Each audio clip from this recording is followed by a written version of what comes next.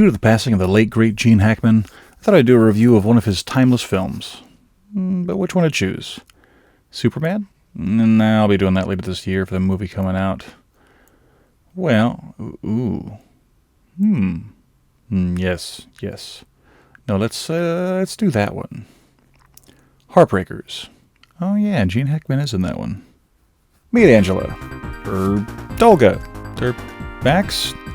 Oh, the hell with it. Meet Sigourney Weaver, a honeypot scammer who entraps men, then gets them to screw up and takes them for all their money. And she does this with the help of her daughter, Wendy, or baby Jane? Paige. Whatever. Fine. Jennifer Love Hewitt. This mother-daughter duo will scam their way into riches. Well, at least that's the plan. Now, I'd be lying if I said one of the main reasons that I chose this movie over any of the other Gene Hackman movies, other than the fact that The Quick and the Dead wasn't available to stream. Well, at least not for free. Obviously, it was to see two super sexy ladies being, well, intentionally sexy. Sue me, my lizard brain can only work on so many levels. And on that note, I read an article recently where Jennifer Love Hewitt was interviewed and said that she didn't like the fact that she doesn't look like the way she used to for her fans. Well, as a fan, if people are giving you grief because you're getting older and they can't get over the inevitable progression of time, well then, they're stupid. Long story short, Miss Hewitt, and I know that she won't see this and that she's married, but regardless, you're a fox. You always were a fox. You're a fox in this movie, you're a fox now. Just because you have matured doesn't make you any less of a dish, okay? So don't worry about what people think, not even positive fans like me. You keep doing what you need to, and cheer the fuck up. I mean, you're a hottie, you always have been. Sincerely, a Hornball fan. Anyway, now to the movie itself. I'd be lying through my teeth if I said that the main draw of this movie wasn't two fine lady leads that absolutely sing in some absolutely smexy outfits.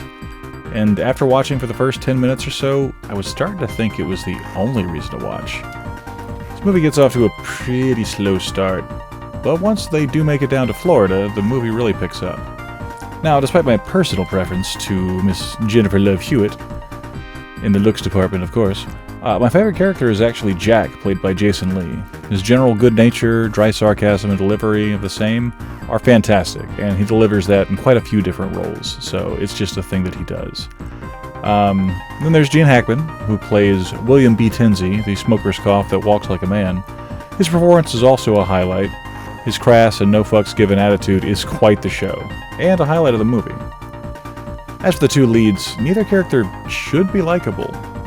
We see them do horrible things back-to-back at the beginning of the film, yet I found myself liking both of them due to their chemistry.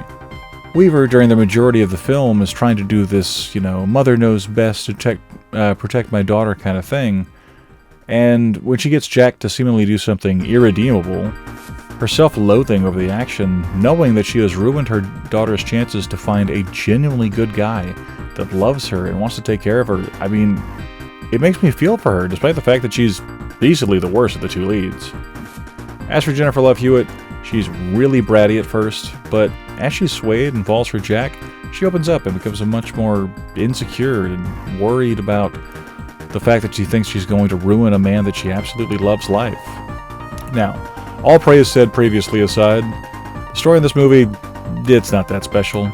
It's not horribly deep, but to be fair, it's not why anyone came to see this movie.